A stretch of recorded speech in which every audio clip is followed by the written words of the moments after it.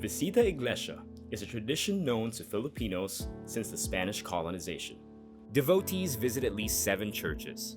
This is typically done on Holy Thursday and Good Friday in preparation for the resurrection of Jesus Christ on Easter Sunday. Though mainly a religious pilgrimage, this annual activity is also an opportunity to see different churches and chapels across Negros Occidental. Join our journey from south to north on the sacred exercise of tradition. San Isidro Labrador, Binalbagan.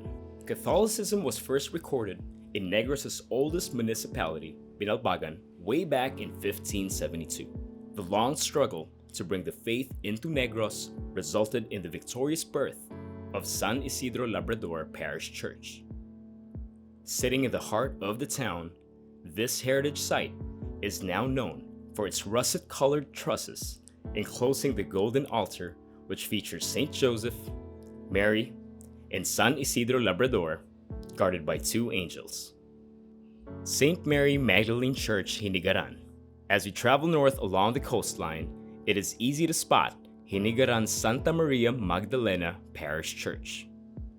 The church was first erected in 1848 when Father Juan Pavon, an Augustinian Recollect, came to the town with a vision of creating a place of worship, which was then just a temporary structure made of light materials.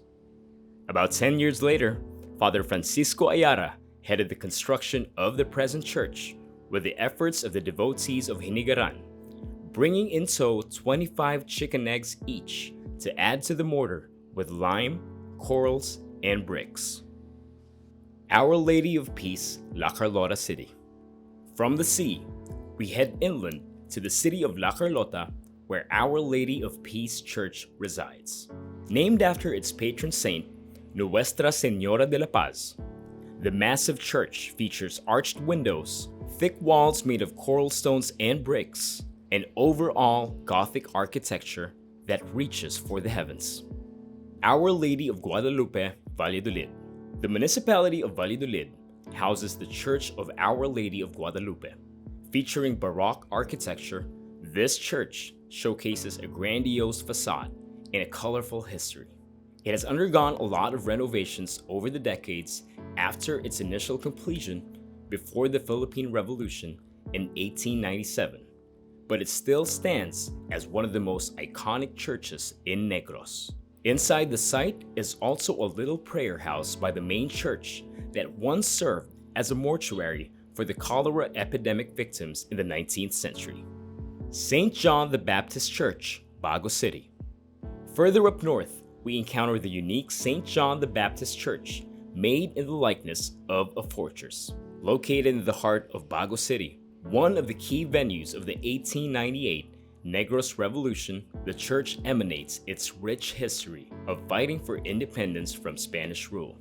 Its facade is a daily reminder to the residents of Bago that God is our refuge and strength, a very present help in trouble. From the cities on the coast, we head up towards the mountains of the cool and breezy town of Don Salvador Benedicto to visit the Mangapuri Villas Capilla San Miguel, a stunning glass structure sitting on a cliff. Owned by Chi and Raul Flores, the chapel is made of natural materials sourced within the vicinity. The result is a 7-sided edifice with an overwhelming panoramic view of Mount Canlaon. Doña Corazon Locsin Monte Libano Memorial Chapel, La Salle, Bacolod City. Inside the University of St. La Salle, Bacolod, is a Doña Corazon Locsin Monte Libano Memorial Chapel, designed by Negrense national artist for architecture, Leandro V. Locsin. With a facade imitating the Greek Parthenon, the chapel is considered one of the country's important cultural properties. Completed in 1966, the structure boasts a modernist and brutalist approach, which is Locsin's signature architectural style. Birhen Sang Barangay, Santa Clara Chapel, Bacolod City. We continue to the northern area of Bacolod City, inside the Santa Clara subdivision. The Birhen Sang Barangay Chapel is a popular venue for elegant and intimate weddings. A beautiful chandelier made of litog or white cup shells hangs from the center of the ceiling. The chapel also highlights a colossal mosaic of seashells depicting Our Lady of the Barangay and baby Jesus watching over a village by the sea. CICM Mary Shore Chapel, Talisay City. Along the border of the next city, Talisay, stands the CICM Mission Center Mary Shore.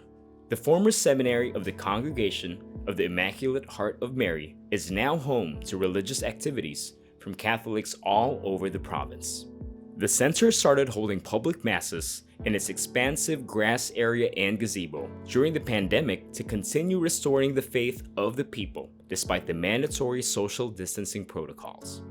San Nicolas de Tolentino, Talisay City. Into the center of Talisay City, we find the San Nicolas de Tolentino Parish Church. The heritage site is easily distinguished by its twin towers, cupolas, and portico on its exterior. Lined up above the aisle are intricate iron chandeliers against Corinthian pilasters and stylized flat arches. Chapel of the Fallen Tree, Patagonia Chapel, Silay City. Up the mountains of Patag in Silay is where the Chapel of the Fallen Tree is nestled. The tiny Benedictine-inspired chapel boasts a rustic vibe and promises an intimate spiritual experience. Owners Boy and Ching Calcenia put up the chapel with repurposed wood and upcycled materials as a tribute to the protected forests of Negros. Victoria's Milling Company Chapel, St. Joseph the Worker Parish.